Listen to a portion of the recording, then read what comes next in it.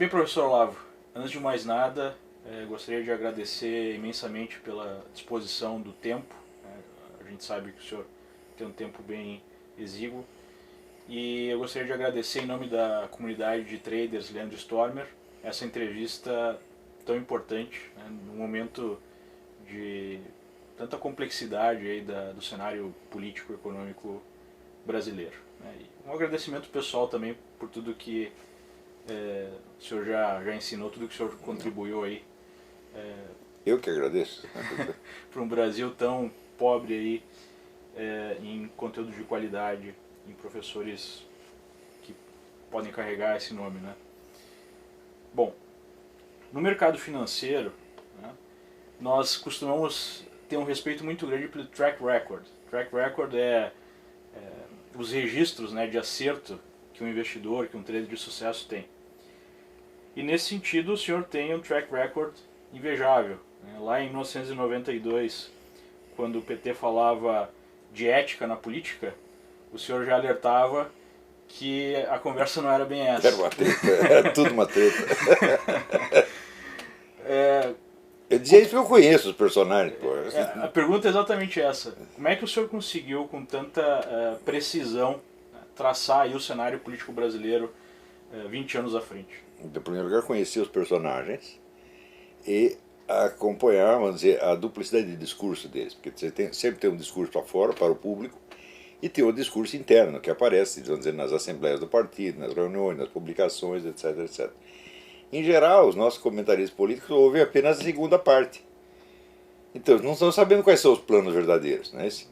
Então, você tem uma coisa que você fala porque convém e porque aquilo vai dar uma boa imagem. E tem outras coisas que você fala para você se orientar. Não é isso? Então, quer dizer, só esse segundo discurso é sério, é verdadeiro. O outro é só para constar. Então a gente pretende a documentação de tudo. Por exemplo, essas atas de assembleias do PT, assembleias do Foro de São Paulo, ninguém fora do partido lê isso. Então não sabe o que eles estão querendo fazer. Em segundo lugar, existe uma coisa: tudo que aparece na política sempre aparece primeiro em pequenos círculos de intelectuais. Aparece como hipótese, como teoria, etc, etc. Mas se você acompanha essas discussões hoje, você sabe o que vai ser a política dali 30 ou 40 anos. Então dá para fazer previsões muito acertadas, que na verdade não são nem previsões, são praticamente confissões, os caras dizem o que vão fazer. Né? Mas às vezes nós vemos até o partido fazendo declarações públicas, como nós tivemos a última resolução, que fala de conceitos como hegemonia, revolução cultural, né? E parece que a imprensa não interpreta da maneira correta ou não quer interpretar da maneira correta. Sim, porque esses termos, primeiro, antes eram só do diálogo interno, do diálogo técnico, profissional, por assim dizer. E a conversa para fora era outra, completamente diferente.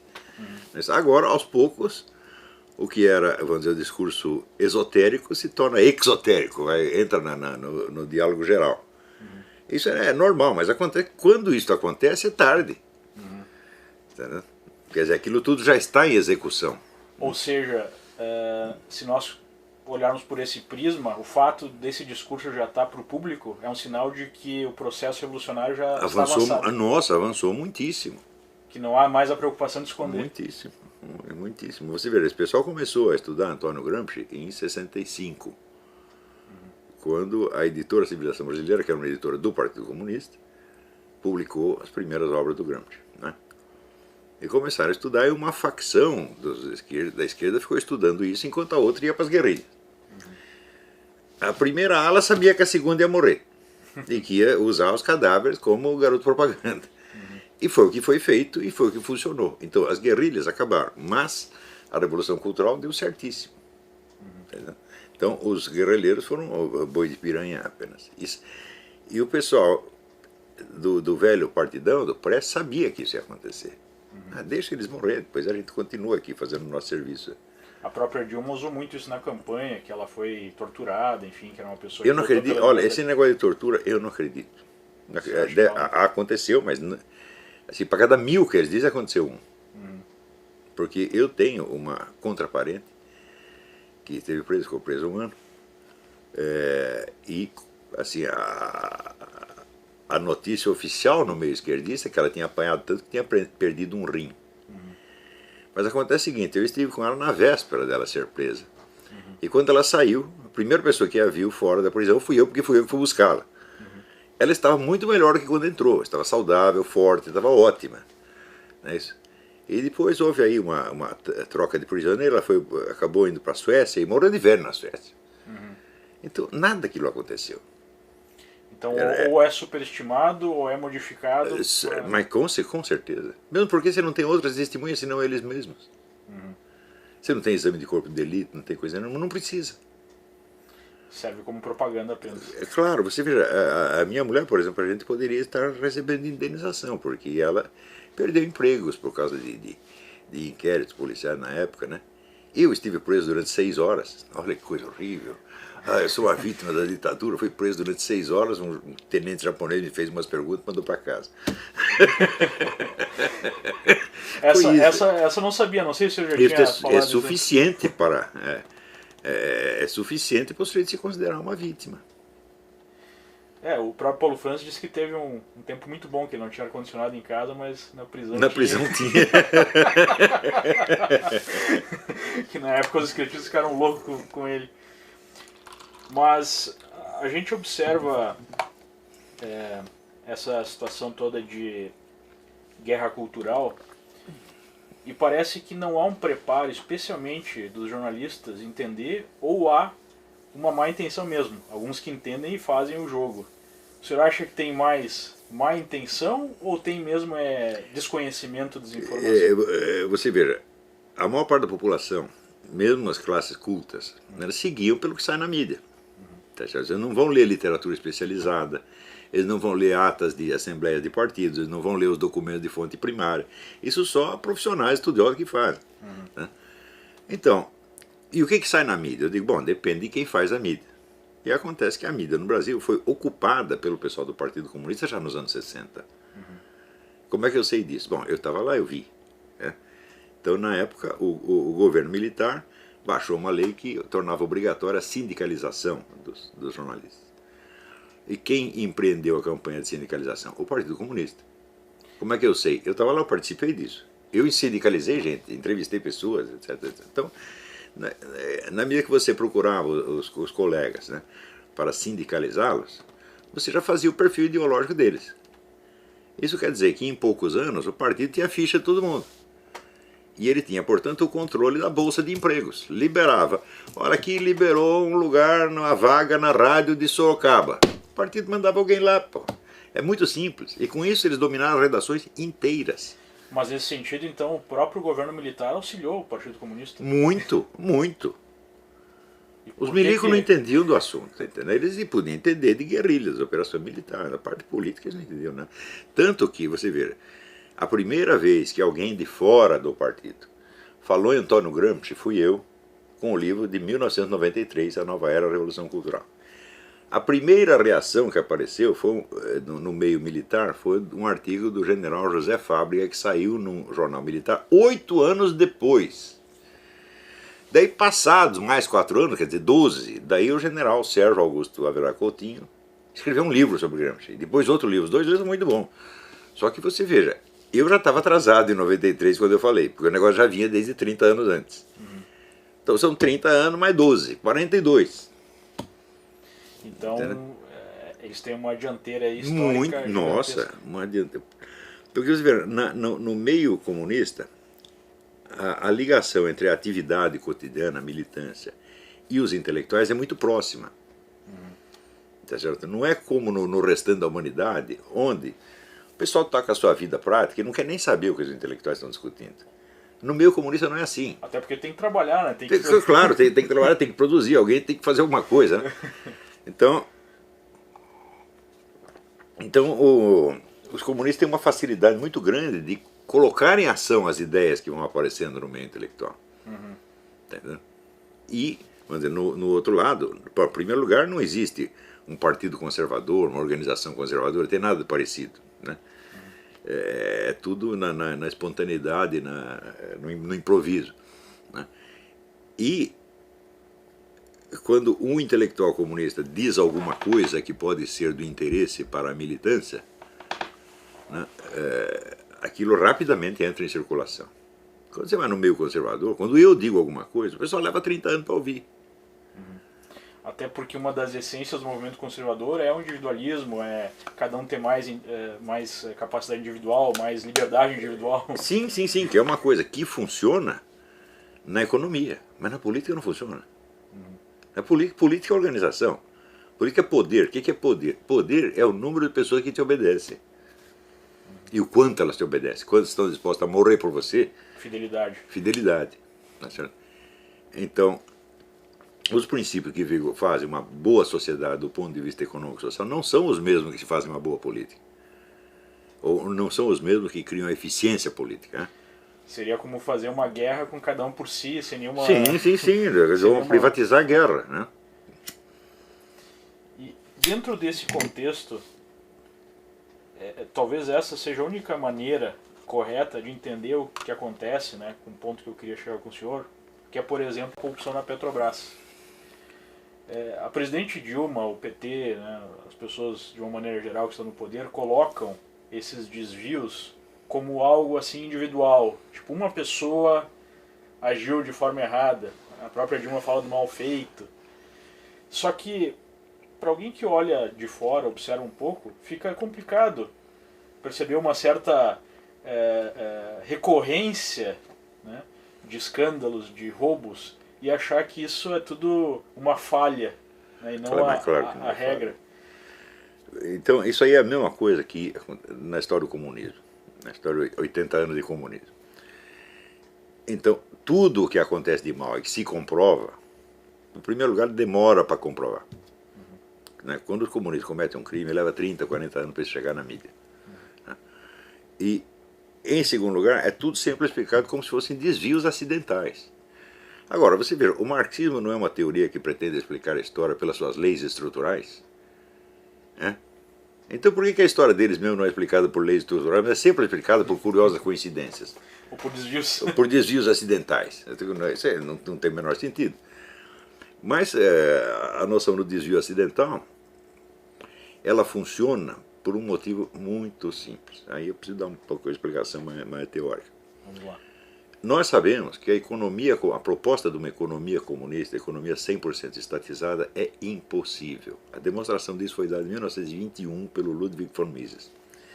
A objeção dele é simples, ele diz, olha, se você não tem mercado, as coisas não têm preço. Se não tem preço, não dá para fazer cálculo de preço. Se não dá para fazer cálculo de preço, não tem economia planificada. Acabou, ponto final. Né?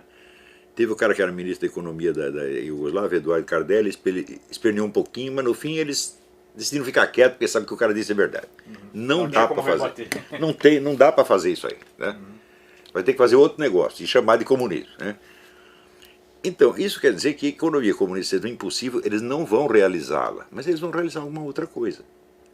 O que é a outra coisa? Outra coisa é o fortalecimento político ilimitado do movimento comunista.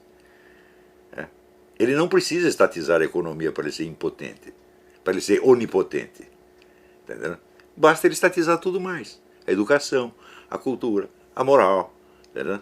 As relações humanas, tudo. Eles controlam tudo. A economia, eles não, curiosamente, a coisa que eles menos controlam é a economia. Até porque não tem como. Não tem como.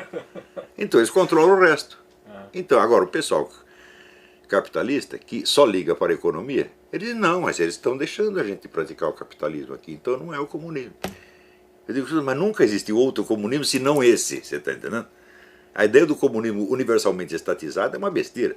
Não, hoje nós sabemos que na União Soviética, durante toda a história da União Soviética, incluindo o período stalinista, você tinha pelo menos 50% da economia privada. Era ilegal, mas o governo deixava, porque se fechasse a economia privada, acabava toda a economia. É como o mercado negro que está surgindo com muita força na Venezuela. Isso, exatamente. Quer dizer, legal, o ilegal, o capitalismo está lá. Não existe porque essa coisa de... é a situação natural. Mas é evidente. Só existe economia capitalista, não existe economia que não seja capitalista.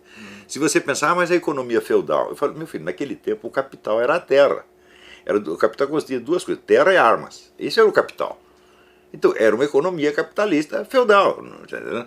Não existe, acabou o feudalismo, começou o capitalismo. Não, os primeiros capitalistas da Europa foram os senhores feudais. Começaram com a indústria da construção civil. Simplesmente moveram o capital, um tipo de capital para outro tipo de capital. Que já foi um grande avanço. Mas claro, então daí começou, quando eles descobriram o capital financeiro, quer dizer, durante muito tempo, na época em que o poder era baseado na posse da terra e das armas, você ter dinheiro não resolvia nada, porque os caras tomavam o seu dinheiro. Tem a famosa cena no Salammbô, do Flaubert, em que um soldado na guerra diz para o outro, quando terminar a guerra, eu vou comprar uma fazenda, comprar um arado e plantar e ganhar dinheiro. O outro falou, não vou fazer nada disso. Puxou a espada e falou, está aqui o meu arado, eu ganho dinheiro com isso. Por isso que a gente viaja para a Europa e são várias fortificações. Claro, então na época, você ter dinheiro não era riqueza, você está entendendo? Porque o dinheiro se tomava. Por exemplo, tinha muito judeu que acumulava dinheiro para emprestar. Tal. Quando faltava dinheiro para os outros caras, o que eles faziam? Invadiam o bairro judaico, matavam os caras e tomavam o dinheiro deles, pô. Né? Esse negócio é baseado nas armas, então o dinheiro não é um poder. Né? Claro que ajuda a ter dinheiro, mas... Veja, quando o sujeito assalta o outro na rua, por definição, o assaltante é mais pobre do que o assaltado. Só que ele tem uma arma e o assaltado não tem. Então, no sistema feudal vigorava assim, era o poder das armas. Quando se organiza, então, começa a se organizar os estados modernos, tal, bom, a sociedade acalma um pouco, tá certo? E você cria um governo centralizado, um estado, e esse estado, então, provê uma certa paz, uma certa ordem, de modo que aí o dinheiro começa a ser um poder. Porque há a possibilidade de mantê-lo. É claro, quer dizer, o dinheiro se torna um poder se existe uma base jurídico-policial para sustentá-lo. Ele por si não é poder nenhum. Você pensa, o que é um dinheiro? O que é uma nota qualquer? Você pega uma nota de $1, de R$1. O que é isso? O que está escrito lá? É uma garantia jurídica de que você tem o direito a uma certa quantidade de mercadorias em troca daquilo. Então o não é um fator econômico, é um fator jurídico, meu Deus do céu. Tem uma passagem interessante, um seriado novo aqui, fez sucesso nos Estados Unidos da Netflix, o House of Cards, onde tem um congressista, né, muito maquiavélico, e aí ele fala sobre um ex-funcionário dele, um ex-assessor dele, que ele foi trabalhar para iniciativa privada fazendo lobby. Aí ele, uma hora ele vira para a câmera, né, o estilo do documentário é assim, ele faz algumas coisas e comenta com o telespectador. Aí ele fala, coitado, ele acha que o dinheiro é mais importante que o poder. Eu não respeito quem não entende isso. Mas isso é a lição número 1. O dinheiro não é um poder. Em situações normais, onde o dinheiro é garantido pela ordem pública, por um Estado armado, bom, aí ele se transforma num meio de adquirir poder. Você está entendendo? Mas, em geral, dizer, o capitalista tem sido sempre, né, o porquinho que você engorda para matar no fim do ano. Isso é sempre assim. Né?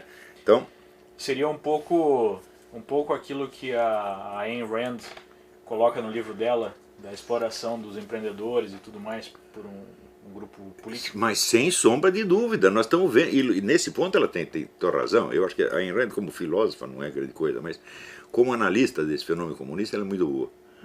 Né? E ela tem toda a razão, quer dizer, um grupo político organizado domina uma classe capitalista inteira. Os capitalistas nunca foram classe dominante, isso é absolutamente ridículo. Você diz, e na Revolução Francesa a burguesia tomou o poder. Você está bem, então você vai pegar todos os caras que exerceram o poder na Revolução Francesa e me mostra um capitalista ali dentro. Não tem nenhum. Você tinha intelectuais, você tinha padres, tinha nobres, uma parte da nobreza que aderiu a esse negócio. Entendeu? Capitalista não tinha nenhum. Sim, até porque, via de regra, o capitalista está preocupado em produzir alguma coisa, mas é inventar alguma coisa e trabalhar. É evidente, quer dizer, a especialidade do capitalista é gerar riqueza, né, e não roubá-la dos outros. Exatamente essa era a pergunta que eu faria em relação à questão da evolução do PT no Brasil, porque pegou muita gente de surpresa quando Lula tomou posse, lá em 2003, que ele não fez nada daquilo que se falava, de quebrar contrato, de acabar com a propriedade privada diretamente, né, Claro que ele não ia fazer isso, mas só imbecis pensam isso. Agora tem dois tipos de imbecis. Tem os imbecis da esquerda, que são jovens comunistas que acreditam que vão fazer a revolução à tapa, Aham. e você tem os imbecis da direita que são capitalistas que morrem de medo dessas coisas. Você vê, um governante que assume, um governante comunista, revolucionário, que assume o poder numa nação capitalista democrática, ele tem uma situação na qual ele precisa empreender uma ação dupla. Por um lado, ele precisa administrar as coisas como estão. Elas precisam continuar funcionando de algum modo. Por outro lado, ele tem de fomentar a transformação revolucionária. Essas duas coisas entram em conflito o tempo todo, mas ele tem que fazer as duas ao mesmo tempo. Isso é difícil, e essa era a situação do Lula, e é ainda a situação da Dilma. Em segundo lugar, você tem que entender o Brasil dentro do plano geral do Foro de São Paulo. O Foro de São Paulo tem uma estratégia para a América Latina inteira e não só para o Brasil. A função do Brasil não é virar comunista. É ao contrário, o Brasil vai ser o último país que vai virar comunista. Porque ele tem que gerar riqueza para fomentar o comunismo na Venezuela, no Chile, na Argentina, onde der. Você está entendendo? Então, quando o pessoal fala, não, o PT vai transformar o Brasil numa nova Cuba, né? Tem dois tipos de pessoas que dizem isso. Uns dizem com uma esperança, que maravilha, vai ser uma Cuba. Outros dizem com horror.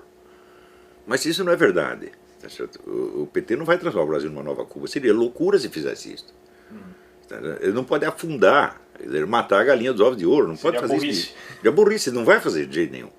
Então você vai manter uma economia capitalista ao mesmo tempo onde você vai implantando um sistema socialista e tudo mais.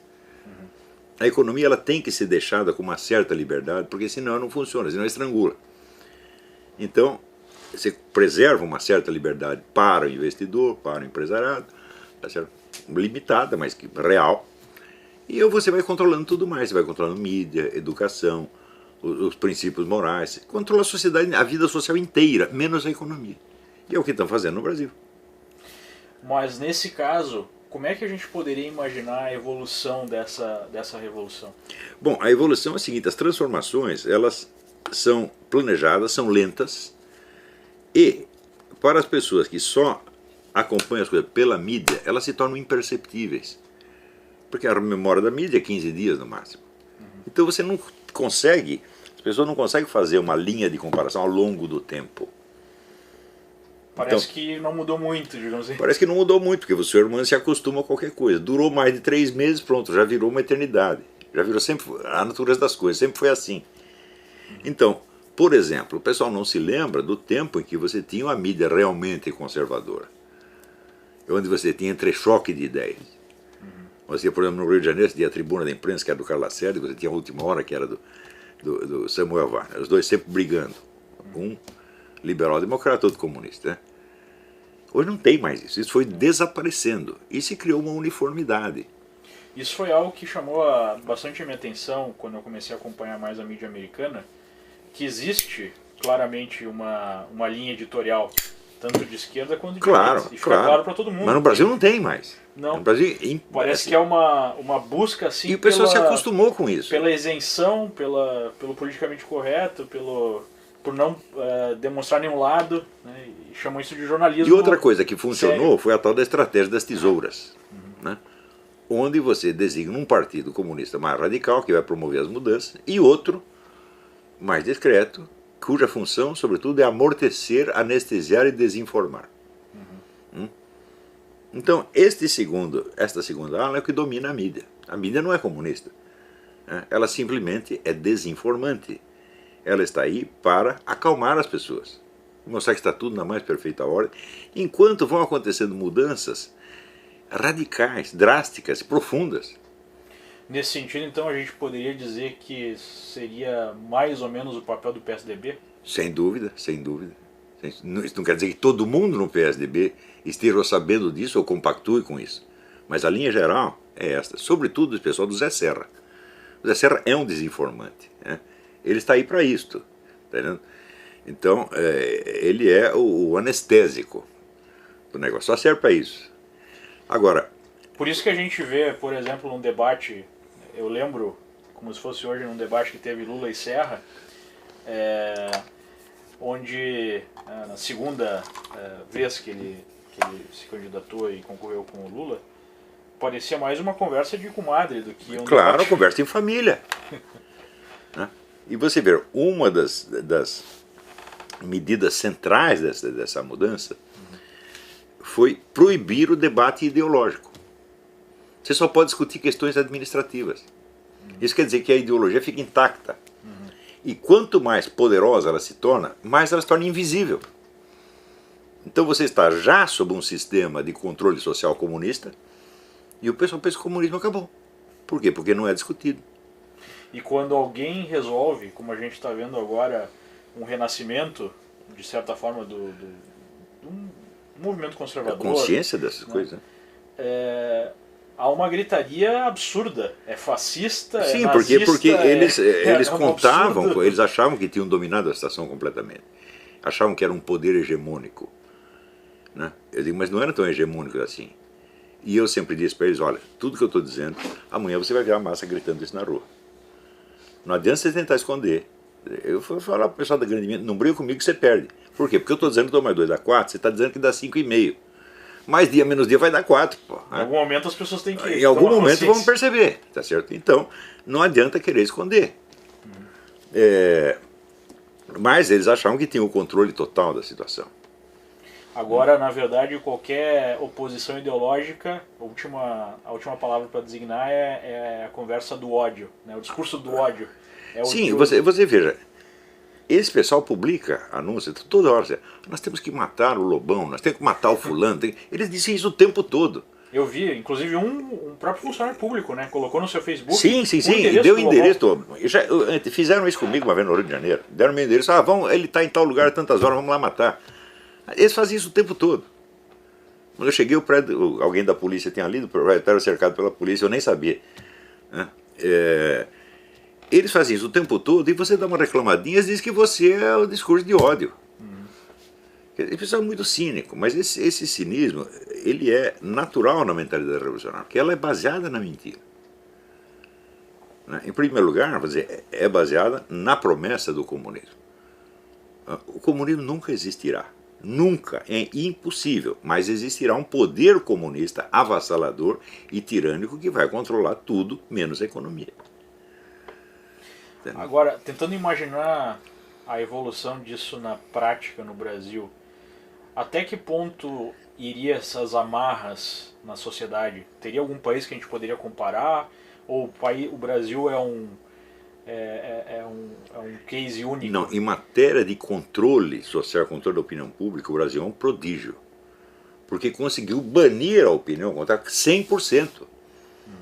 Se você lê a mídia, por exemplo, dos anos 60 até 70, você tinha vários colunistas, formadores de opinião, conservadores, católicos. Você tinha o Gustavo Corsão, você tinha o Lenildo Tabosa Pessoa, tem um monte de gente. Esta opinião foi banida. E o que eles chamam de direita hoje é a própria ala da esquerda dos desinformantes, é a esquerda mais moderada. Isto é o máximo de direitismo que é admitido. E isto foi aceito no Brasil inteiro como se fosse uma situação normal. A direita é o PSDB. É uma situação inteiramente anormal. Não é isso? O próprio S colocou, não me empurrem para a direita que eu não vou. Claro, você vê a alegria com que o Lula, nas 2 últimas eleições, ele celebrou o fato de que todos os candidatos eram de esquerda. E todo mundo achou normal.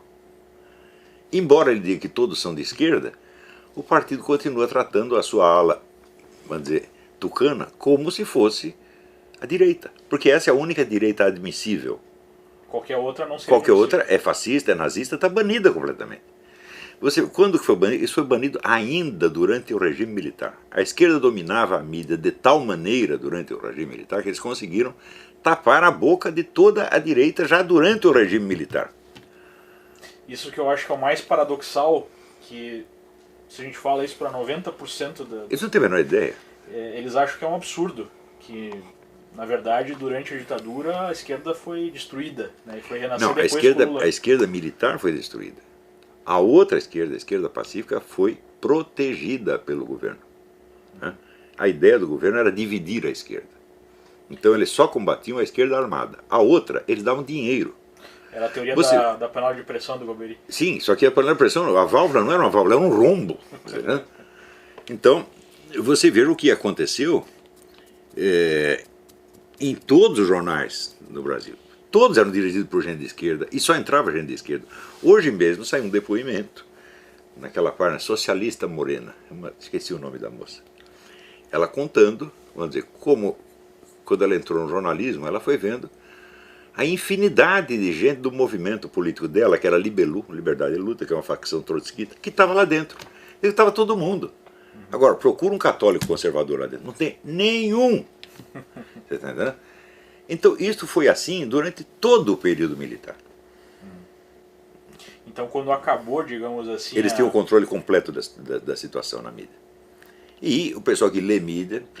Tanto é que a própria Constituição de 88 é uma Constituição socialista. Sim, sim, já foi feita para isso. Né? Então, você pensar, por exemplo, o governo esmagou a esquerda, fala, peraí, então você me mostre um filme anticomunista que tenha sido feito pelo governo militar. Um filme de propaganda anticomunista, tem nenhum. Zero. Me mostra um livro anticomunista que o governo tenha publicado. Nada. Me mostra um jornal anticomunista que o governo tenha financiado. Nada. Eles não fizeram nada nessa área. O argumento deles é que eles agiam através da censura. Censuravam os jornais, censuravam revistas, não deixavam as coisas... Sim, de fato eles censuravam. Porém, como era feita a censura? A censura era um funcionário da Polícia Federal que ficava na redação. Às vezes ficava fora no Estadão, eles não deixavam entrar. Veja, o censor ficava na portaria. Né? Primeira vez que o censor entrou, o Rui Mesquita mandou todos nós sairmos da redação, nós todos saímos, o cara ficou sozinho lá. E ele vetava uma notícia ou outra. Ou seja, ele não influía na linha editorial. Era uma censura pontual. Sim, o senhor era testemunha viva disso. Sim, eu estava lá. Matérias que eu escrevi, muitas foram cortadas. Né? Uhum. Então, era uma censura pontual. E, mais ainda, em segundo lugar, todas as notícias que eram proibidas acabavam sendo publicadas depois.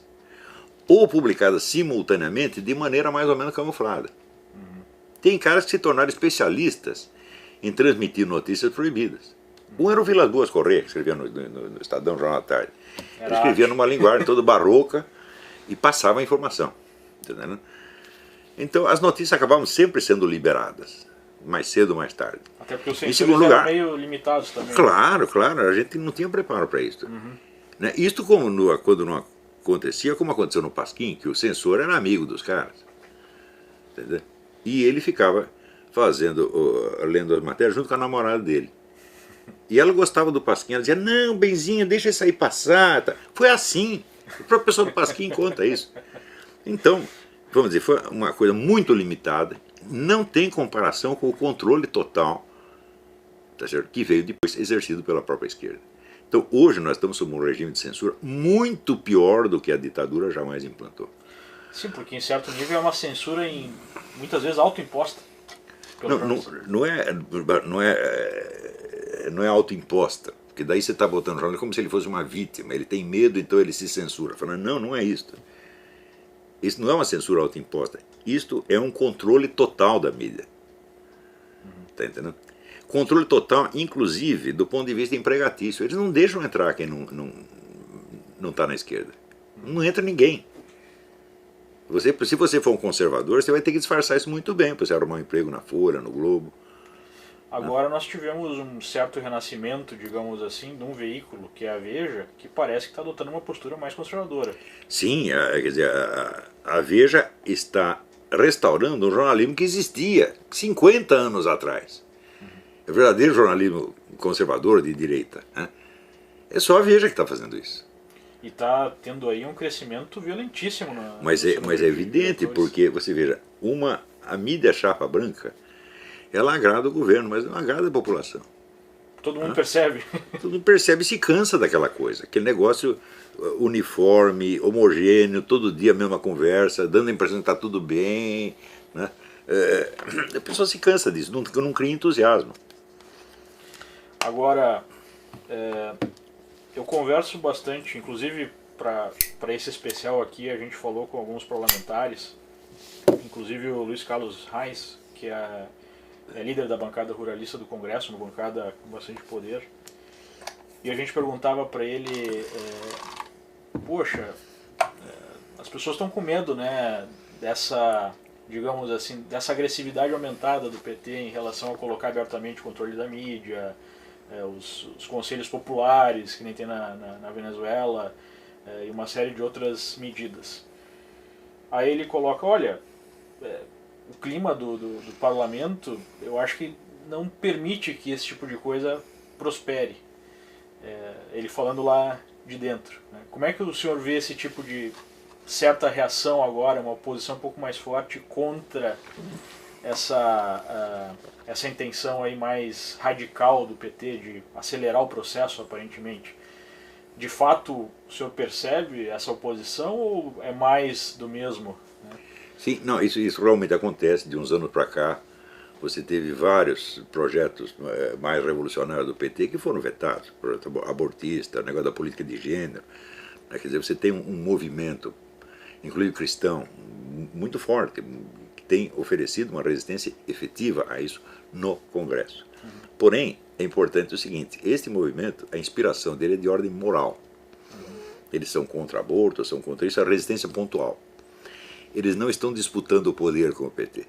Então eles vencem esta proposta, vencem aquela outra proposta, fica todo contente. Então, às vezes vem me avisar, aqui conseguimos derrubar a proposta, tal. Eu falei, sim, mas você derrubou o autor da proposta também? Ou ele continua lá? E ele vai apresentar outra no dia seguinte, e vai te manter ocupado com isso. Então esse tipo de resistência é como aquele método lusitano de matar barata jogando naftalina na cabeça de cada uma. É um método pontual. Então, a gente não pode esquecer a sentença do Nietzsche: só se vence aquilo que se substitui.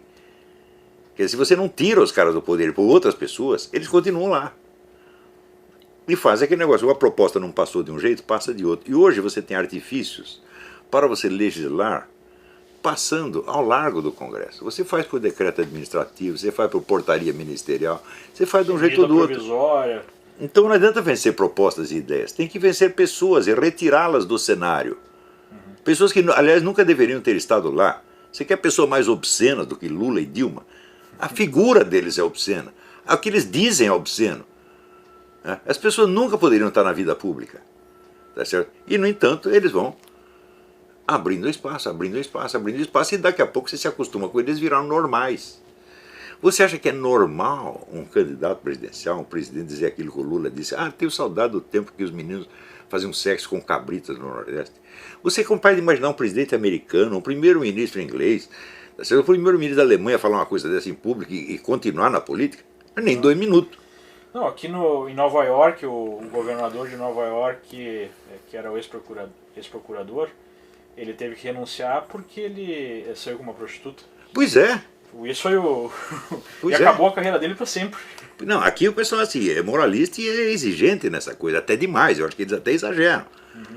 Mas dizer uma coisa dessa, uma coisa monstruosa como essa, ou então o dia que ele se gabou de ter tentado estuprar um companheiro de cela, depois ele disse que eu não fiz nada, foi só brincadeira. Mas o cara que faz uma brincadeira desta não pode estar na vida pública. E ele já fazia isso de propósito, para ir abrindo espaço e acostumando as pessoas com isso. De maneira que esta conduta obscena se torna o padrão. E aí tudo é aceitável. Tudo é aceitável, tudo o que eles fazem. E do outro lado, você reclamar não é aceitável. Sim, tanto é que na campanha ele foi pro palanque e disse que o Aécio Neves era nazista. E quando o Aécio simplesmente falou algumas verdades para Dilma, ele era um machista, um agressivo, não sabia lidar com mulher, enfim, não era um insensível.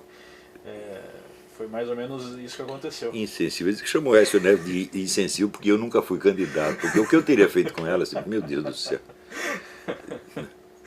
E ela merece, essa mulher merece ser humilhada em público, porque é mentirosa demais. Chegou num momento que parecia uma mentira compulsiva, assim, era uma mentira por segundo, digamos assim. Agora, qual é a função? Ela chegou a dizer lá na entrevista do G20 que era a primeira vez na história que o Brasil fazia uma investigação de um crime. No dia seguinte, nós temos apenas 5% de desempregados e 25% da população está no fome zero. Fala, como é possível? Se só 5% estão desempregados, o que estão fazendo os outros 25% no fome zero? E o auxílio-desemprego também batendo recorde. Pois é. Então, quer dizer... Mas me parece, Olavo, que observando assim a situação política do Brasil, parece que a gente vive um impasse. Porque a ideia que se percebe, assim, a percepção que a gente tem do que está acontecendo, é que aparentemente o PT achava que a revolução estava mais avançada do que de fato estava. E ao mesmo tempo não há uma força conservadora consolidada. Organizada, não há. Há uma resistência popular. Para fazer a contraposição e ocupar esse espaço. E aí, como é que fica isso? Este é o problema. Esse é o problema. O que isso gera? Você não existe um movimento conservador organizado, não existe um partido conservador. O que você tem é a resistência espontânea da massa. Agora, é muita resistência. Esse é que é o problema. Porque se eles dominam mídia, eu digo, peraí, os jornais no Brasil, quanto que eles vendem? A Folha de São Paulo vende hoje o mesmo número de exemplares que vendeu nos anos 50 do século passado. É que hoje tem internet, né? Sim, mas os outros também têm internet. Entendeu? Então, na internet, a Folha não vai conseguir concorrer com a internet inteira, você está entendendo? Não. Então, tudo que a Folha esconde, o resto conta. Então, não adianta. Então, esses órgãos de mídia foram passados para trás e eles são instrumentos efetivos de controle social numa pequena faixa da sociedade. Mas a maioria não é atingido por isso. Hoje, Olavo, provavelmente o senhor tem uma audiência maior do que a Folha na internet. Mas sem sombra de dúvida, sem sombra de dúvida. Eu tenho mais leitor do que a Folha inteira. Né? E se você soma o Lobão, o Reinaldo Azevedo... Tá com 15 milhões de visitantes únicos. Pronto, acabou. A Folha não pode com isso. Tá entendendo? Então, o governo usou esses órgãos e os controlou e ainda criou essa militância paga. São, acho que, sei lá, 100 mil pessoas recebendo o salário de R$7.500 por mês, para falar mentira. Quer dizer, a militância paga. Isso é uma vergonha, né? Que é a mesma que vai para a rua, só paga. Claro, claro. Mas isso não afeta a maioria da população.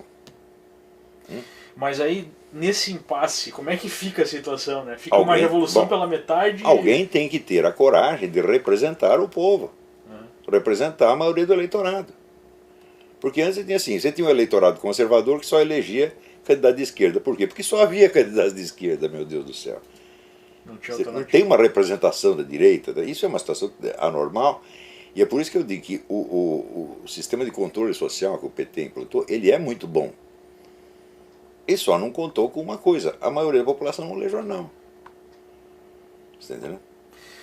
Tanto, acho que falhou uma boa parte da revolução, que eles nem colocaram, na maioria das campanhas, inclusive da própria Dilma, o símbolo do partido. Tipo, aparecia eventualmente uma estrelinha lá e PT quase nunca. Sim. Né? Então, a única questão que eu vejo, assim, porque como eu estou sempre muito em contato com a questão econômica, é que esse impasse político, porque é basicamente o que a gente concorda que existe, cria uma situação, pelo menos transitória, muito negativa. Porque parece que não há um norte. Mas, a ideia era o seguinte, a ideia deles era, se houver uma oposição conservadora, nós vamos concentrá-la no PSDB.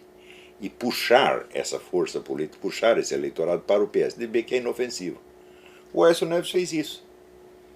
Ele atraiu todo mundo. O pessoal, quando você não tem oposição, você se apega a qualquer coisa que pareça com ela. E você diviniza aquilo. Entendeu? Ele falou contra a corrupção do PT, então é um santo. O Joaquim Barbosa. Teve uma pesquisa qualitativa, não lembro de qual instituto, 2/3 dos votos do Aécio eram anti-PT, não era um voto para o Aécio. Claro, mas faz muito tempo que o pessoal está votando anti-PT.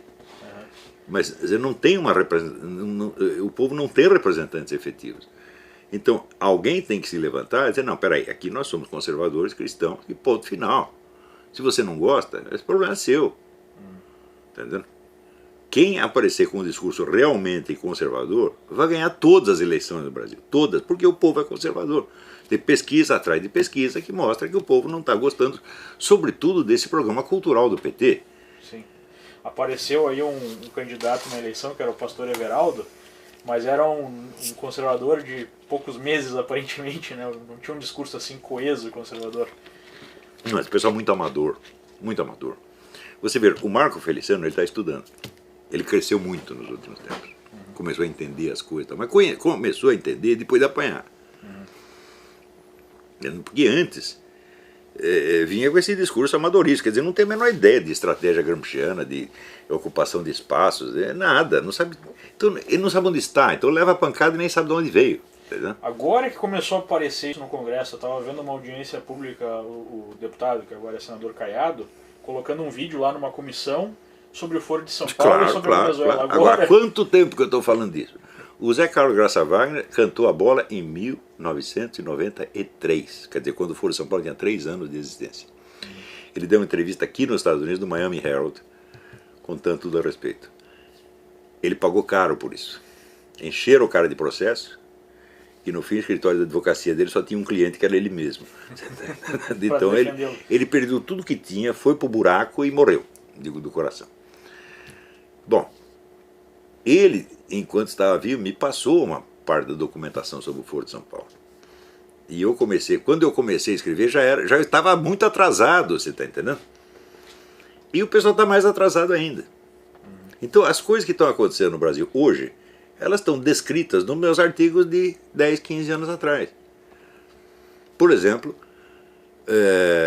tem um artigo que chama Assunto Encerrado, onde numa das vitórias do PT, eu digo, vocês tiram o cavalo da chuva, o PT não veio para se revezar no poder com partidos concorrentes. Ele veio para mudar estruturalmente o sistema e transformar o sistema numa imagem do próprio PT. Ele vai se consolidar, ele não vai querer sair do poder jamais. E ele tem meios de fazer isso. Então esqueçam, né? Se querem fazer oposição, então tem que seguir uma linha completamente diferente. Você não pode ficar só nessa coisa de má administração e corrupção. Você tem que fazer oposição ideológica, tem que dar nome aos bois. Porque senão vai substituindo alguns e... É evidente, é evidente. Você está matando barata com naftalina, jogando naftalina na cabeça de cada uma. Mas exatamente nesse momento, né, de inconsistência política, porque o próprio deputado ele falou isso, olha, na última eleição, na vitória da Dilma, não existia clima para a oposição. O próprio deputado falou isso. E agora há clima para a oposição. Sim, quem criou? Eu sozinho fiz essa coisa. E mais 2 ou 3, tem que também entrar na conversa atrasado. Eu sabia que tudo isso ia acontecer, que era inevitável que acontecesse. Tá certo? Mas dá trabalho, tá entendendo? Quer dizer, quando você tem uma situação que ela é insustentável em si, você empurrando, ela cai. Mas pode levar um tempo. Não é isso? Agora, o problema é que todas as pessoas que estão estruturalmente contra esse sistema petista, não só nas suas ideias, mas na sua realidade, pessoas cuja existência é incompatível com isso, a cabeça delas é feita pela mesma mídia que foi programada para excluir o debate ideológico. Então como é que eu posso mostrar para o cara, olha, há um perigo comunista aí atrás de você, se ele acredita que o comunismo não existe, porque os comunistas botaram isso na cabeça dele. Então ele faz questão de ficar indefeso. Você entendeu? Ele já tem um antídoto dentro dele. Eu quero lutar pelos meus interesses, contanto que eu não reconheça que o inimigo existe. E falar isso não dá para fazer. Agora, o que começou de oposição foi um movimento liberal. Sobretudo no Rio Grande do Sul, havia aquele Fórum da Liberdade que reunia 3.000 pessoas todo ano e tal. Só que a tônica deles era na esfera econômica. Eles falaram, nós fazemos propaganda das ideias liberais. Eu digo, isso é muito bom, está certo, porque na economia vocês têm a doutrina certa, vocês têm a teoria certa. Só que politicamente isso é inócuo. Porque todo o seu discurso pode ser absorvido pelo próprio PT. Por quê? Porque ele precisa da economia liberal, meu Deus do céu. Então vocês vão todos acabar trabalhando para o PT, sem saber. Tá entendendo? E vão ficar contentinhos porque tem economia liberal. Se tem economia liberal, mas você não tem uma sociedade liberal. Você tem economia liberal com controle estatal da opinião pública, controle estatal da educação, controle estatal da vida familiar, controle estatal de toda a vida social, exceto da sua empresa, meu filho. E será que nesse quesito a Dilma não cometeu um erro estratégico de avançar demasiadamente sobre a economia? Sim, eles não... Veja, como todo processo revolucionário, você tem um acelerador e um breque. Vamos dizer, o acelerador estava geralmente na Venezuela e Cuba, né? E o breque estava no Brasil. Né? E eles acharam, se você acompanhar as discussões internas do PT, você vai ver que tinha muitas facções ali no PT que estavam exigindo que a Dilma acelerasse o processo. Olha, a fase da transição acabou, agora nós temos que passar para a implantação do socialismo. E a Dilma acreditou. E meteu os pés pelas mãos. Quando chegou aquela passeata do passe livre, o que aconteceu? Os comunistas lançaram um movimento que era contra o Alckmin e contra outros governadores de direita, entre aspas. Né? Era pelos 20 centavos. Para fazer oposição ao Alckmin. Sim, exatamente. O que aconteceu? A massa, né, tomou conta do negócio, a massa conservadora virou uma passeata, virou um movimento de protesto conservador. E foi expulso as bandeiras do PT. O que o governo fez? Então cancela, para tudo, para tudo. Eles perceberam que eles não tinham o controle da situação. Quer dizer, eles estavam se achando que estavam por cima da carne seca. Fizemos aqui a Revolução Gramsciana. Eu digo, bom, você fez a Revolução Gramsciana nas universidades, aí no parlamento, uma certa classe média alta. Né? O povão vocês não atingiram e nem podem atingir. Então o povão vai estar contra vocês. Entendeu? Agora, a sorte sua é que não tem quem o represente. Você está entendendo? E aí fica essa situação de impasse. Que eles não têm o poder, tipo, tem o poder, não tem mais a relevância que achavam que tinham e o controle que achavam que tinham, mas não tem ninguém para substituir. Claro, agora enquanto esse pessoal tiver medo da mídia, não posso dizer tal coisa, porque o que vão dizer de mim? Eles vão estar impotentes, porque a mídia vai falar de você de qualquer maneira. É igual até que eu estava falando com o Lobão ontem. Olha, o pessoal do MAV, que é a militância paga do PT, foi instruído, tem um boletim lá deles, dizendo o seguinte, a orientação era, você vai lá na passeata e procura no meio das passeatas as pessoas que estão pedindo intervenção militar. E mostra essas pessoas como se elas fossem o líder do movimento. A mídia inteira obedeceu essa instrução. Ora, quando você vai ver, menos de 5% ali estava pedindo intervenção militar. Tinha 3, 4 casos. Os 8 líderes do movimento, eu participei da conversa com eles. Todos combinavam, não, nós estamos contra a intervenção militar, não queremos isso. Todos falaram isso. Agora, sempre tem um outro lá no meio que vai gritar isso. Em Brasília tem um amigo meu, o Miguel Najib, ele disse, olha, eu estava lá na passeata, veio um sujeito para mim e falou, você pode segurar essa ponta do cartaz para mim? Eu disse, pois não, segurei. Quando eu fui ver, estava pedindo intervenção militar. E eu fiquei lá que idiota. E aí já tinha alguém para tirar foto. E claro, veio alguém para tirar foto. Então, mas é que foi todo tão, o noticiário foi tão assim claro, porque vários veículos, até mesmo um Estadão colocando assim, tipo, se olhava lá uma foto da Paulista, metade da Paulista ocupada, tinha umas 30, 40 mil pessoas ali, e os caras, tem 1000 pessoas aqui. Isso foi tão claro assim. Isso é uma coisa espantosa, porque tinha 1000, 2000 pessoas. Eu digo, olha, é um prodígio, porque quando teve a passeada do MST, disseram que tinha 12 mil pessoas. Eu digo, então, como é que 1000 pessoas conseguem ocupar a Avenida Paulista inteira e 12 mil pessoas cabem embaixo da marquise do MASP? É um milagre arquitetônico, é? Mas é que é uma questão assim que começa a aparecer aquele livro de 1984. Claro. Aquela mentira tão escrachada que começa a dar um curto-circuito no cérebro. Tipo, mas é o que aconteceu. Poxa, como é que eu vejo uma foto, eu estampo uma foto com a metade da Paulista cheia e colocam lá que tinha 1000 ou 2000 pessoas? É estranho. Então é isso que eu estou dizendo. Olha, se o pessoal fica chocado, diz, não, mas a mídia é parcial. Eu falo, a mídia não é parcial. A mídia é parte da militância, ela é parte da operação. Você está entendendo? Não é um observador, um terceiro elemento que está tomando partido. Fala, não, ele está no partido. Tá entendendo? E é importante entender, as instruções do MAV são obedecidas por toda a mídia. Tá entendendo? Então, eles não vão sair fazendo propaganda comunista, eles só vão esconder o que não interessa. Então existe de fato na imprensa não só aqueles idiotas úteis, vamos colocar assim. Existem pessoas que estão lá recebendo ordens específicas. Mas é claro que tem, é claro que tem. Você lê esse depoimento dessa menina socialista morena e você vai ver a infinidade de gente de esquerda que foi propositadamente contratada para lotar a Folha, você está entendendo? Eles dominam a Folha, assim como dominam o Globo. Por isso que eles ficaram tão loucos quando o Reinaldo foi assinar uma coluna, uma simples coluna. Claro. Não, eles não aceitam ninguém, não pode ter uma opinião contra. Agora, hoje em dia tem umas meia dúzia. Tem lá o Reinaldo, tem o Pondé, tem isso aqui, né? E começou a crescer muito, tipo, a gente olha na lista dos livros mais vendidos, tem um bando de livro ali. É claro, seu próprio livro, é claro. Escuta, a população não quer saber de ouvir o mesmo discurso oficial sempre. Ela quer saber alguma coisa que esteja realmente acontecendo. Quer dizer, o jornalismo tem que ser uma coisa vibrante, tem que ter interesse, não pode ser a mesma pataquada oficial toda semana. O pessoal se cansa disso, agora já cansou. Tá entendendo?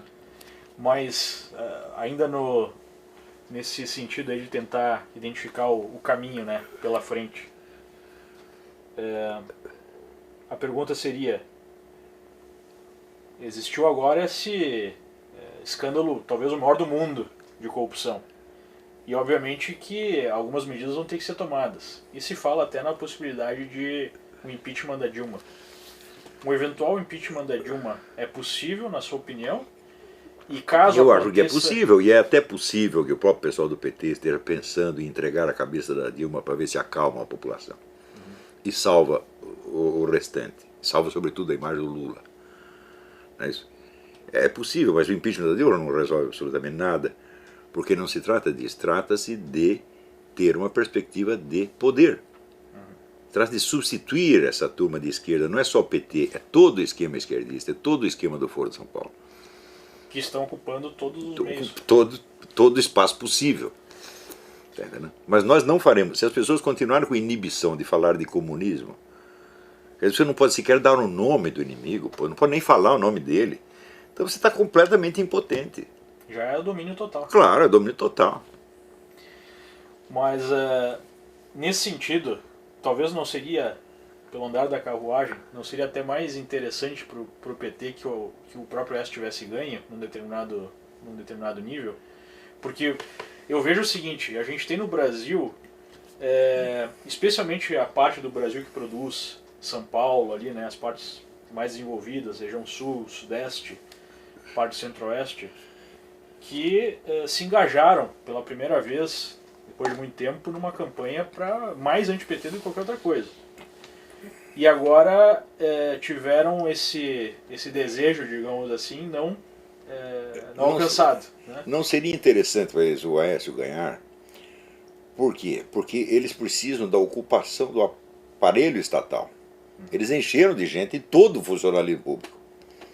E, evidentemente, o Aécio ia querer encher de outras pessoas lá. Né? E isso ia ser um negócio muito traumático, ia ser uma perda de tempo enorme, ia atrasar muito o processo. Porque acontece o seguinte, o PSDB ele funciona como desinformante. O que é desinformação? Desinformação só funciona quando ela é veiculada por alguém de confiança da vítima. E você lê uma coisa num jornal comunista, você sabe o que a comunista está dizendo. Mas se você lê a mesma coisa no jornal que os comunistas chamam de conservador, embora não seja, você já acredita um pouco mais. Sim, porque é um opositor. É um opositor. Então a função do PSDB é só a função de desinformação. O PSDB não tem militância organizada. Você está entendendo? Então o PSDB não pode ocupar o aparato estatal como o PT ocupou. Ele não tem quem botar lá. Está entendendo? Então, o que aconteceria? Se elegesse o Aécio, ele ficaria isolado lá. Cercado de petista por todos os lados e ia ter que acabar obedecendo os petistas. Mas, ou então seria retirado de lá com a maior facilidade, como retirar o Collor, com 2 cuspidas. Tá? Ou então, se ele quisesse realmente substituir o pessoal petista por gente dele, isso seria um negócio enormemente traumático para os 2 lados. Então não convinha para ninguém. Não convinha nem para o próprio Aécio ser eleito. Tá entendendo? Então, o que eles fizeram? Forçaram, chamaram essa empresa Smartmatic e forjaram aí o resultado. O senhor acredita então que a eleição foi... Não acredito, não, tenho certeza absoluta. Por quê? Não precisa ter havido fraudes aqui e ali. Apuração secreta é fraude. Você está entendendo? Porque se você não tem meio de verificar os votos, pronto, acabou. Quer dizer, a proposta não é proposta indecente. O sujeito chega para você e diz: olha, nós vamos ter aqui um plano de matar a sua mãezinha. Que tal? Precisa haver alguma falha no plano? Não, o plano em si é monstruoso. Então aqui nós vamos fazer uma eleição e ninguém vai poder verificar os votos. Só nós. Essa é a proposta indecente. E ela já foi realizada. Pior, chamaram essa Smartmatic, que é uma empresa já acusada de fraude em 1000 lugares. É a empresa que aqui nos Estados Unidos, inclusive, né? Aqui nos Estados Unidos, é claro. Então, forjou a vitória do Hugo Chávez e ela existe para isto. Sim, a do Hugo Chávez foi roubada claramente porque o primeiro resultado que apareceu na TV dava mais de 100%. Aquele claro, foi muito mal feito. Não, claro, foi mal feito, mas no Brasil foi bem feito. E eles fizeram um negócio que não dá para você auditar as máquinas depois. Então, por assim dizer, é um crime perfeito. Sim, porque agora o PSDB recebeu os números, mas os números que a Justiça entregou... Claro, então você pode fazer as contas, ele faz as contas tudo de novo, mas a fraude não está nas contas, está nas máquinas, meu Deus do céu. E não dá para rastrear mais. Então tinha que anular essa eleição. Isso certo, iria anular essa eleição e fazer outra. O que um conhecido meu no PT falou é que eles deixaram o resultado para ser anunciado quase no final, porque eles imaginavam que por conta das urnas lá do Nordeste serem as últimas a serem avaliadas, ia acontecer exatamente o que aconteceu, do tipo, o Aécio começar na frente e mais para o final a Dilma ultrapassar, e se isso tivesse acontecendo em tempo real, se as pessoas estivessem observando, isso ia gerar uma revolta, porque ia ficar mais evidente, digamos, segundo ele, ele defende que não houve fraude, mas que eles quiseram esconder porque ia criar a ideia mais forte de fraude. Discutir se houve fraude é uma questão bizantina, puramente acadêmica. A apuração secreta ela é fraude em si. Não interessa, roubou 3 votos, roubou 1 voto para Dilma. Não interessa se roubou não é válido. Não é válido, a apuração secreta simplesmente não é válida. Agora, você veja, o sistema hegemônico chegou a tal ponto que o pessoal aceitou isto. Agora, você aceita isso e depois você fica dizendo, houve uma fraude nesta urna, houve outra fraude naquela urna. Meu Deus! Desculpa que tinha que esperar o fechamento das urnas no Acre para começar para... Quer dizer, mas isso é irrelevante, tá entendendo? A única coisa relevante é o seguinte, é a apuração secreta. E isto, por definição, é uma fraude.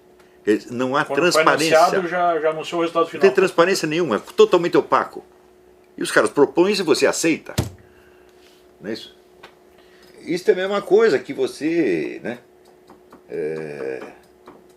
aceitar um estupro e depois reclamar que está doendo, porra. Tá, vamos fazer uma votação aqui para o síndico do prédio. Então dá os votos aqui para mim, eu vou lá na sala, vou contar e depois eu vejo quem ganhou. Claro. Tu entra naquele negócio do Stalin falando, não interessa quem vota, interessa quem conta os votos. E eles mesmo controlaram, são parece que 23 pessoas apenas. Não é isso? Então, o sistema é fraudulento em si. Não precisa ter havido fraudes pontuais para piorar o negócio. Né? Fora as fraudes durante a eleição, né? Claro, mas não precisa nem contar, vamos esquecer, fazer de conta que não houve essas fraudes. Porque sair com um carro de som dizendo, se você não votar em mim vai perder o Bolsa Família, isso é fraude. Bom, claro, é evidente que é. Agora,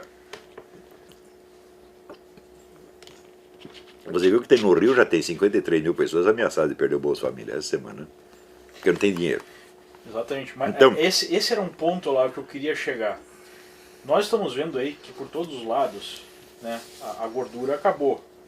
O Lula deu uma sorte tremenda, né, de pegar uma economia global injetando liquidez, enfim, melhor impossível para o Brasil.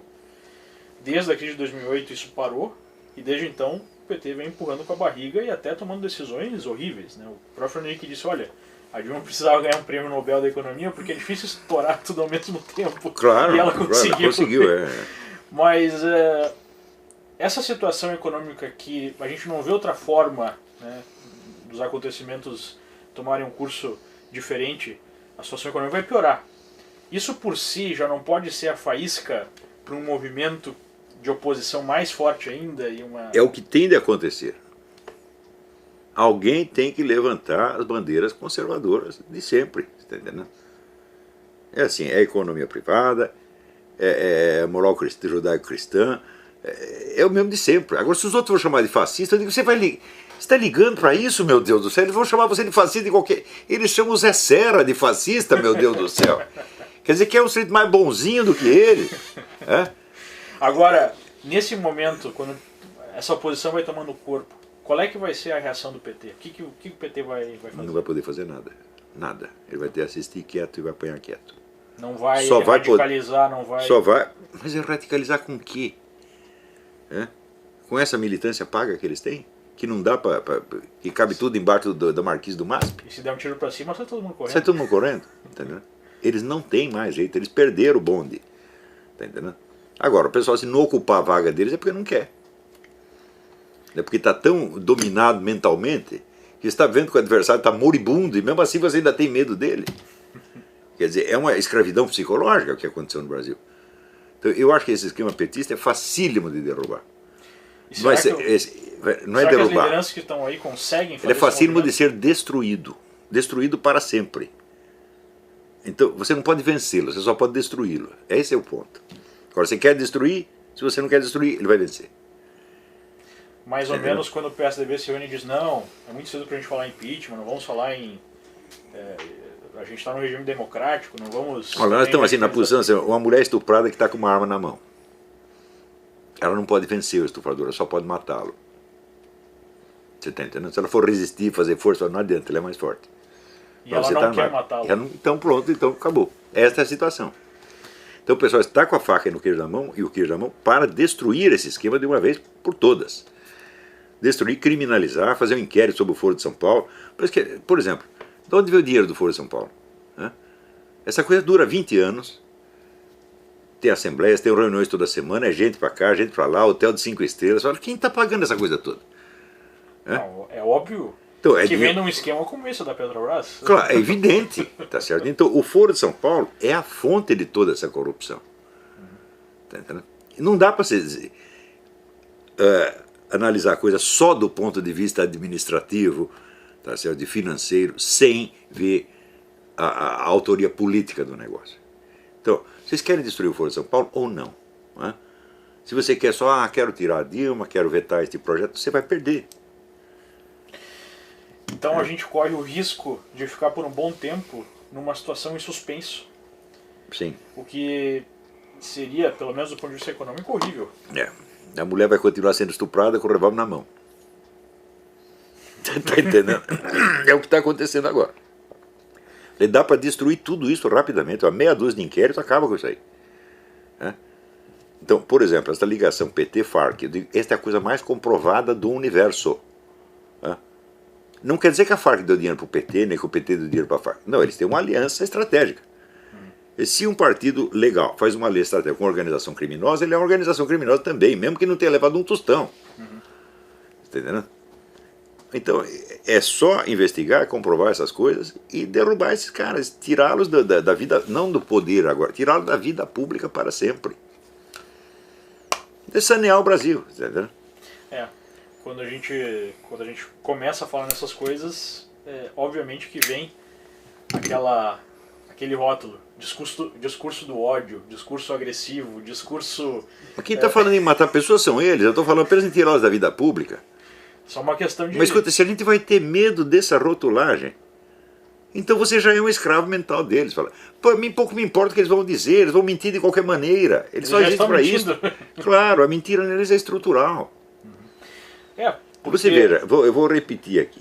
Esse movimento comunista é um negócio baseado numa proposta que eles sabem que é impossível. Então eles dizem que vão fazer uma coisa, mas eles vão fazer outra completamente diferente. Os líderes sabem, né, Olavo? Porque tem um monte Sim, de... os líderes sabem, evidentemente. Então, o que é o comunismo? É a socialização dos meios de produção. Falaram, não, meu filho, o socialismo é a estatização de tudo mais, exceto os meios de produção. Socialização especialmente da mente de... Da mente de todo mundo. Eles querem dominar as almas, não é a economia. A economia eles não podem dominar. Então se vai dominar a economia, ele estrangula. Acaba a economia, acaba o dinheiro. E vai à falência como a União Soviética foi. Ninguém quer que isso aconteça. Que o Gorbachev percebeu um pouco tarde demais fazer um movimento e não conseguiu. Sim. Você vê, o comunismo não era reformável. Ele ou acaba com isto, ou não faz nada, ou deixa como está. Eu digo, do mesmo modo, o sistema político brasileiro, ele não é reformável. O PT não pode ser vencido, ele só pode ser destruído. Ele e o Foro de São Paulo, não dá para tocar no PT sem tocar no Foro de São Paulo. E sem tocar... um tumor e deixar ele lá. Claro, quer dizer, ou você mantém o tumor ou você deixa ele lá. Agora só tem que cortá-lo. Como é que você vai melhorar um tumor? Você entendeu? É isso que eu acho que uma boa parte da opinião pública não percebe. Né? Ainda não perceberam. Mas para isso tem uma coisa, você precisa querer o poder. E o Lula dizia, não tem problema com a oposição porque não tem perspectiva de poder. Eles só querem viver suas vidinhas. Mas nós queremos o poder, nós temos o poder. E alguns dizem que o Lula é burro. Não, ele é burro no sentido de moral. Ele não atina com a imoralidade do que ele está fazendo. Ele é um psicopata, ele não tem consciência moral nenhuma, zero. Né? Mas esperto ele é. Malandro. Malandro, tá certo? Agora, o senhor falou desse movimento comunista nacional. Obviamente que é o Foro de São Paulo, o movimento que acontece na América Latina, ele não nasce sozinho. Ele deve responder alguma coisa ainda maior, enfim, ele vem de um processo histórico maior. Né? Sem dúvida. Mas, rastrear isso aí já é mais complicado. Mas você pode ter certeza que os contatos da KGB na América Latina nunca foram cancelados, nunca foram rompidos, eles estão lá. Qual é a profundidade da penetração da KGB no Brasil, por exemplo? Você vê, o sujeito que era o chefe do escritório da KGB no Rio de Janeiro, em 64, ele disse que na época eles tinham 100 jornalistas brasileiros na folha de pagamento, em 64. Isso hoje, que toda a mídia fala que foi a CIA que organizou o golpe de 64. Então é o tal negócio. Vocês acham que foi a CIA? Então tá bom. Então você vai me dar o nome de um agente da CIA, que estivesse lotado no Brasil na época. Tem nenhum. Nenhum. Nunca citaram nenhum. Agora, os nomes dos agentes da KGB que estavam na mídia, que estavam infiltrados no governo, começam a aparecer agora. Graças àquele rapaz da Tchecoslováquia que está traduzindo os documentos. É só traduzir os documentos e ver todos lá os nomes. Os caras estavam no governo, meu Deus do céu. Você teve um embaixador brasileiro em Moscou que era agente da KGB. Agora esqueci o nome do cara, senão dá aqui. Depois a gente pode recuperar aí. Então, agentes da KGB estavam superlotando o governo Goulart. Tanto é que teve um documentário que foi lançado 2 anos atrás para tentar provar a influência americana no golpe. E aí eles mostram que seria a prova, são algumas transcrições, algumas fitas, gravações da Casa Branca falando entre o embaixador brasileiro. E ali mostra que eles estavam meio de longe na situação. Mas é claro, dizendo, não, eu mesmo escrevi sobre isso. O embaixador Lincoln agora telefona, presidente Johnson, os militares estão aqui na rua, nós precisamos fazer alguma coisa. Daí o presidente Johnson diz, vamos faça o que for necessário fazer. E eles mostram isso como uma prova que os Estados Unidos estavam organizando. É o contrário, mas veja, a mente revolucionária funciona ao contrário, meu Deus do céu. A prova do crime é usada como prova de inocência, a prova de inocência é usada como prova do crime. Assim, é normal para eles pensar assim. E veja, por que isso funciona? Isso funciona porque o ouvinte pensa assim, pera, acho que eu não estou entendendo direito, então o burro sou eu. Então eles devem ter razão. A ideia é dar um curto-circuito mesmo. Dá um curto-circuito mesmo. Então, a pessoa para fazer isso precisa ser de uma crueldade mental ilimitada. E é o que esses caras são. Eles são intrinsecamente pessoas assassinas, visceralmente assassinos. Matar pessoas para ele é normal. A normalidade com que eles falam em matar o tempo todo, eles vão matar o sujeito e daí dizem que o cara está com um discurso de ódio. Meu Deus do céu. O próprio Che Guevara, numa Assembleia das Nações Unidas, falou que estavam fuzilando e continuariam fuzilando. Claro, e que todo militante tinha que virar uma máquina de ódio. Né? Então, é aquele negócio, xingue-os do que você é, acuse-os do que você faz. E tem gente que ainda liga para isto. Não quer ser xingado por eles. Mas que medinho. Aí eu lembro do negócio do Aristóteles, a palavra cão não morde. Você pode me chamar do que você quiser, isso não vai mudar nada na hora das coisas.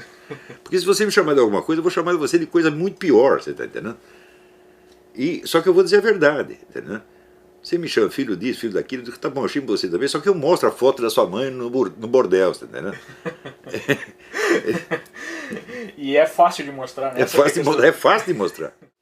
Eu chamo a atenção para essa questão internacional, porque aparentemente com o Brasil ficando nesse stand-by, digamos assim, político, nesse impasse, a nossa economia vai depender muito da economia global. Eu acho que se a economia global melhorar, o Brasil vai melhorar, se a economia global piorar, o Brasil vai piorar. Né? Aparentemente a gente vai sofrer, ou já sofre, uma grande influência. E nós vemos aí no mundo uma situação altamente complexa. Nós temos os Estados Unidos, que obviamente está com uma recuperação econômica mais forte, porque intrinsecamente tem aí instituições mais fortes, tem um mercado mais forte, né? Tem valores aí de longo prazo que ainda existem, apesar de estarem sendo, digamos assim, ameaçados. A gente tem a Europa que está muito mal, não consegue sair de uma situação de estagnação econômica. A gente tem a China, que está desacelerando